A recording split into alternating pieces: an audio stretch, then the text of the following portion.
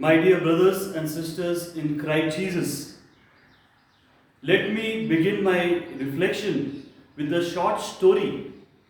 A flight from New York airport took off, and as it took off and went into the Atlantic Ocean, it was just few kilometers into the ocean.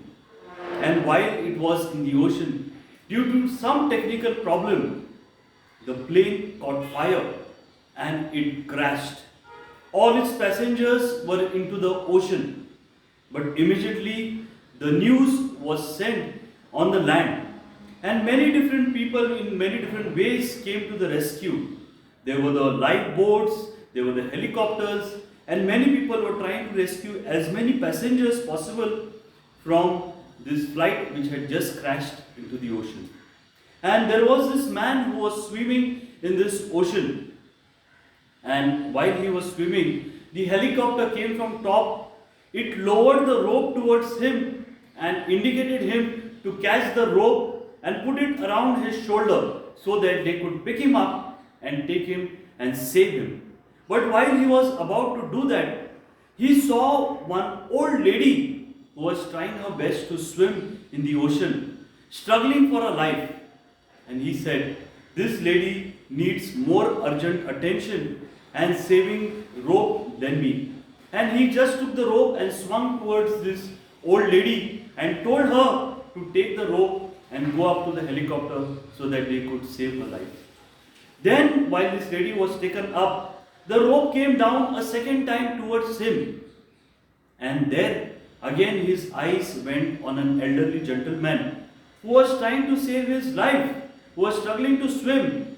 And this man thought to himself that this old man needs this rope more than me. And yet again he made a sacrifice of giving this rope to this elderly gentleman. The man put the rope around him and he was taken up to the helicopter and was saved. A rope came a third time towards this man.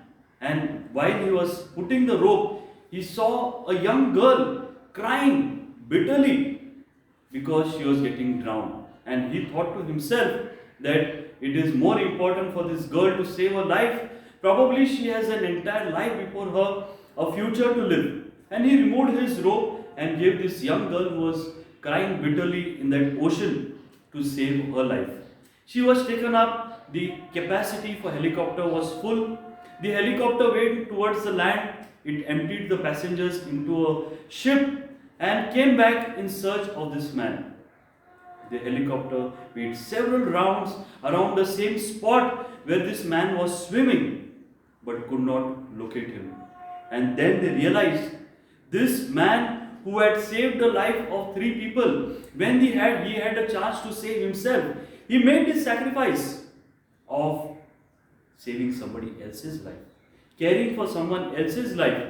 And there, after making this sacrifice, he had to lose his own life. He made the sacrifice at the cost of his own life. Yes, my dear brothers and sisters in Christ Jesus, it is difficult to make sacrifices, and even difficult to make sacrifices when it costs us much. And that brings us to the gospel reading of today.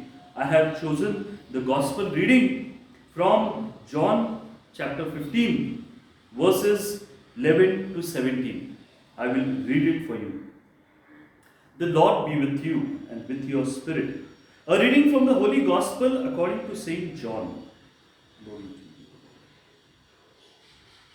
I have told you this so that my joy may be in you and your joy may be complete. This is my commandment. Love one another as I have loved you. No one has a greater love than this, to lay down his life for his friends. You are my friends if you do what I command you. I no longer call you slaves, because a slave does not know what his master is doing. I have called you friends because I have told you everything I have heard from my Father. It was not you who chose me, but I chose you and appointed you to go out and bear fruit that will last. The gospel of the Lord. My dear friends, when we look at the life of Jesus, Jesus made big sacrifices. He didn't make sacrifices that will cost him nothing. He made sacrifices that will cost him much. When we look around across the globe, we see many great leaders, we see many great religious leaders who give big talk, wonderful preaching, nice theology. But all these people are only sitting down and giving talks. When we look at life of Jesus, he not only preached in his words, but he did it in action. We see so many political leaders, not just in India, but across the globe, who preach big things, who talk big things. But when it comes to living a life, it's a great challenge. And when Jesus speaks about sacrifices, he speaks about laying down his life for his friends. He doesn't mean theory, he doesn't mean words, he does it in action. And somewhere else he also says, unless the grain of wheat falls into the ground and dies, it does not bear much fruit. And I think so that is the invitation to you and me as we are in this season of Lent. We are called to make sacrifices. Sacrifices that will cost us much, and only then we will able to bear much fruit.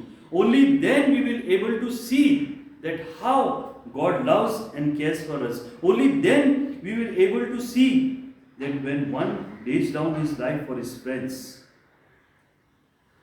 Many years back, I had seen this beautiful movie. The name of the movie is Animals Are Beautiful People. And in this movie, they are showing about the life in the jungle, life in the Kalahari.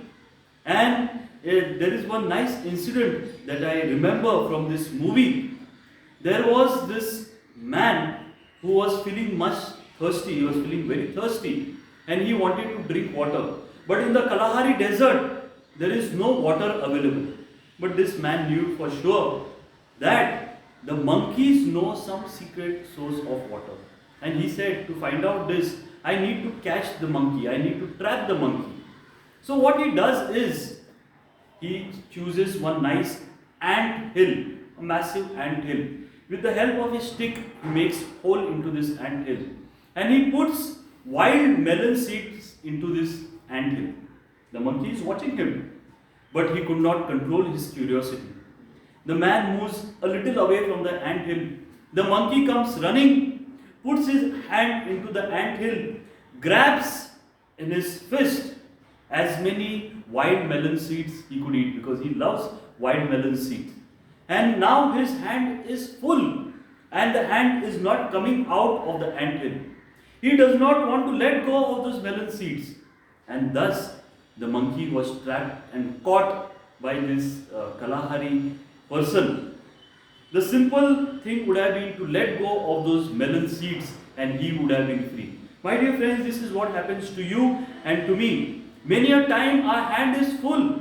We are destroying our life. But we don't want to let go of those melon seeds. We don't want to sacrifice those melon seeds. And probably that is what causes us to be trapped. There is yet another incident that comes to my mind.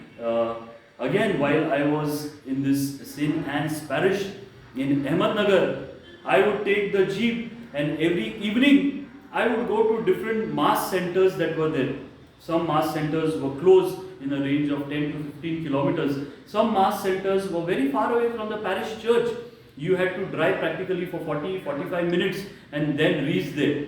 And I had gone to this beautiful village on top of a mountain, and after celebrating the mass, normally I would go take a round in the entire village, see if anybody is sick, anybody needs any other kind of attention, anybody needs any help and charity. I would go around the village, and while I was going from house to house, meeting people, talking to them, etc., I reached the house of a widow who was practically staying at the foot of this mountain. And when I reached her house, she asked me, "Father, how did you come to my village?"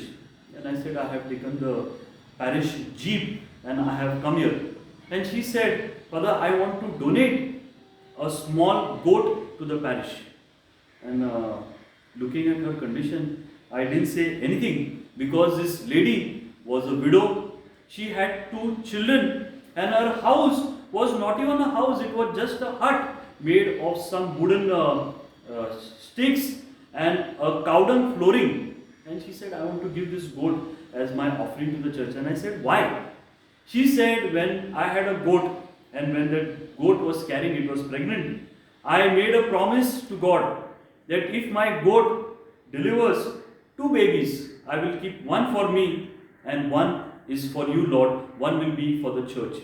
And she said, the good news is that my goat delivered three small little goats, babies, and now they have become big. So I want to give one to God. I want to fulfill the promise that I have made to Him, a vow that I have made to Him. I said, don't worry, I absolve you from this, looking at your condition and looking at your poverty, because a small goat like that would still cost around 3,000 to 4,000. I said, you sell it and use it for your household, use it for your children, use it for your family, use it for buying some food.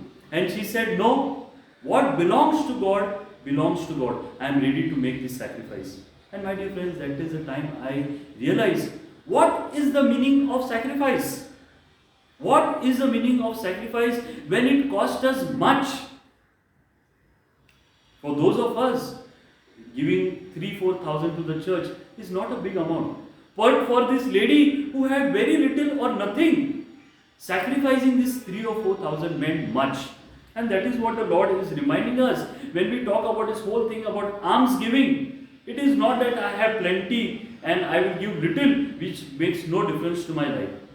Go back into the history and look at whom do we remember today? Who are the people who come most to our mind? Not those who have looked only after their families, not those who have cared only for their parents and family members, not those who have looked at only their friends and close colleagues. Yes, of course, this is important. It is our duty to look after our family members, children, parents, etc. But we shouldn't stop there. That shouldn't be our only focus. In Lent, through alms giving and through this whole theme of sacrifice, the Lord is asking us to go beyond, to make this sacrifice when it costs us much. And if you look at the heroes of the history are those who have made much sacrifice. And I think so, following the model of Jesus, who gave His life, who sacrificed His life for you and for me. Let's pray for ourselves that we may have the courage to make sacrifices, and sacrifices that will cost us much.